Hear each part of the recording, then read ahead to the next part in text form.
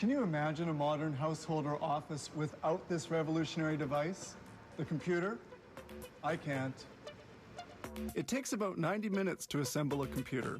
Its hard drive disk saves information transmitted to it for a long time. The reading head reads the information.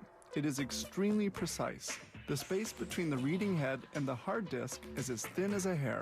The hard disk is installed in its position within the computer.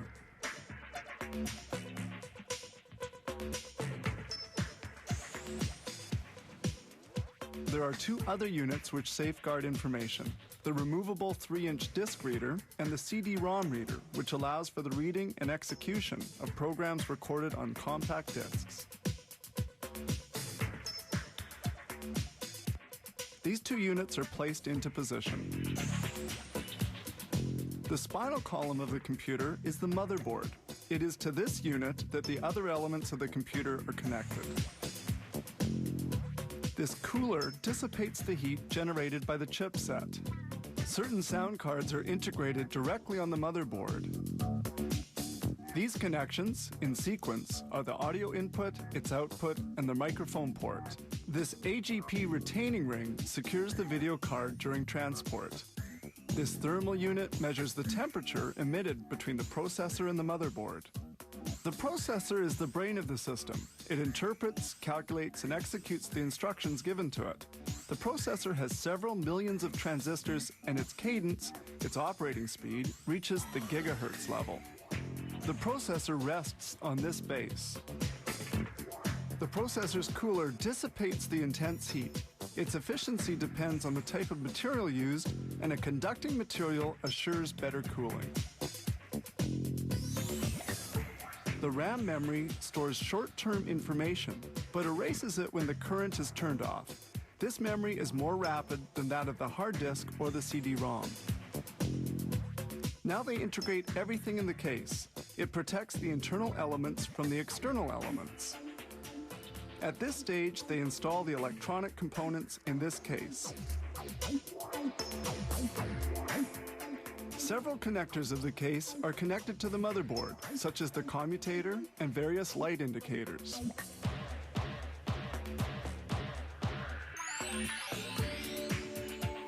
This is the output connection for the video card, which links the computer to the monitor. We also see the video chip, which creates images in 2 and 3 dimensions. Here is the video memory. The more its capacity is increased, the clearer will be the image displayed on the monitor. The video card is placed into its position. The modem allows two computers to communicate. Its condensers produce the perfectly clean phone signal to facilitate communications.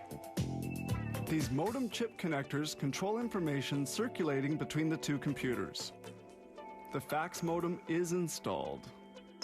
The power supply transforms electricity according to the voltage required by the different components.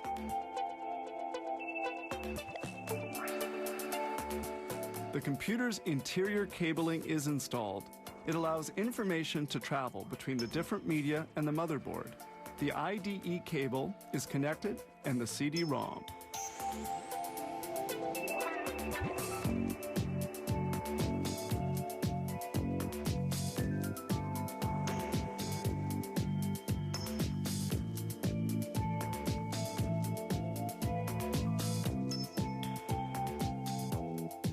The last electrical wires are connected to different computer components.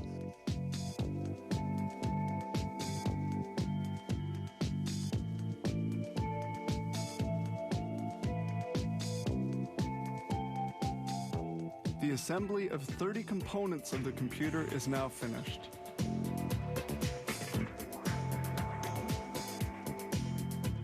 Just before closing the case, they test each computer to verify the good functioning of the peripherals. Then they close up and proceed to packaging. This company produces about 300 computer units every day.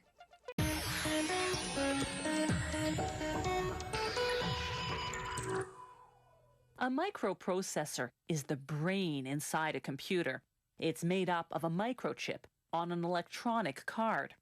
Preparing the chip to be installed on the card is a delicate and precise operation.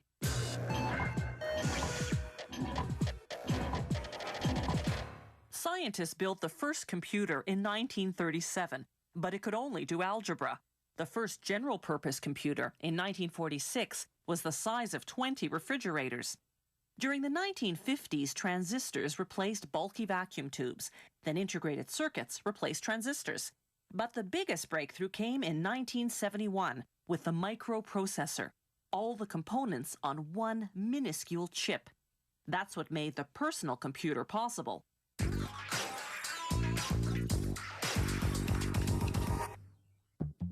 They start with a ceramic square called a substrate.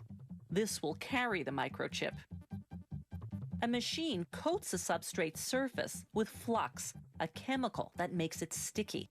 This will hold the microchip in place until it's soldered.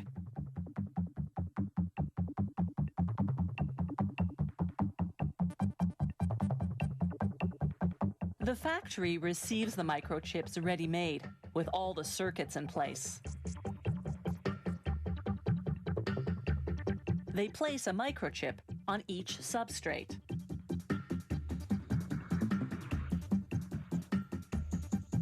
An infrared light guides the machine to place the chip in precisely the right spot.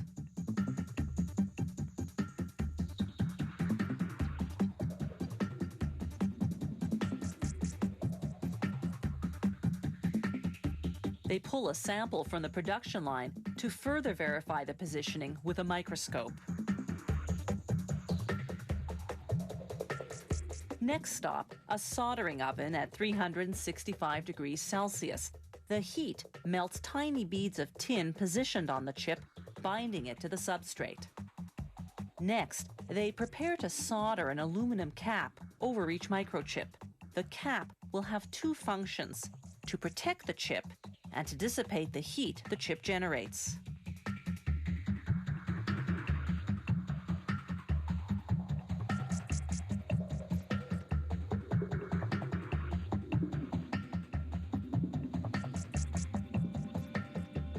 A robotic arm picks up 4 caps at a time and positions them over the microchips.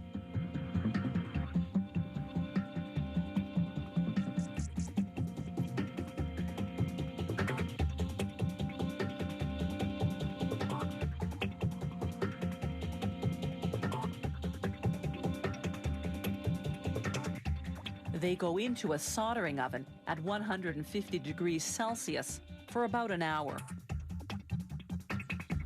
The next step is to create the electrical connections that will later link the microprocessor to the computer's electronic card. They start with tiny cylindrical pieces of tin called columns. Tin conducts electricity. A giant suctioning sieve vibrates the columns until they fall through the holes. This lines them up vertically so that they can be attached to the substrate. A machine spreads a thick adhesive paste, then attaches the vertical columns in it from underneath.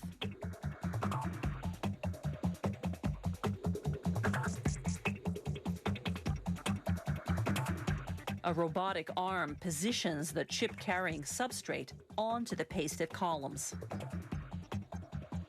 The result is a microchip with 1,000 connections.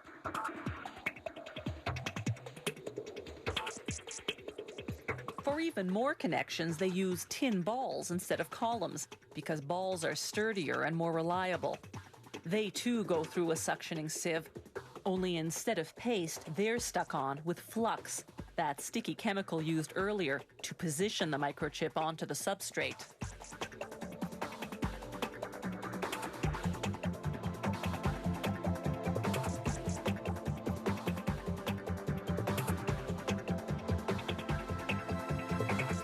The finished microchip unit goes into a bath of water and solvents to remove any excess flux or other residues.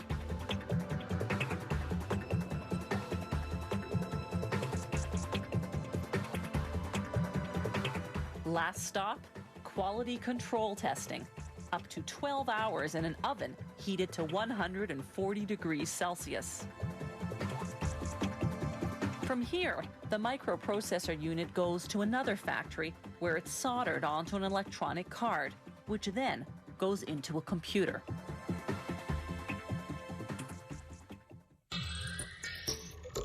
If you have any comments about the show, or if you'd like to suggest topics for future shows, drop us a line at www.howitismade.net.